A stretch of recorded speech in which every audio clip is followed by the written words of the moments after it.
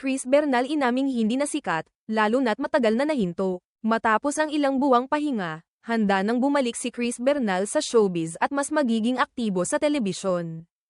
Ayon sa kanya, sinadya niyang lumayo muna dahil sa matinding basyang tungkol sa kanyang sobrang kapayatan at sa bahay na itinayo nila ng asawa.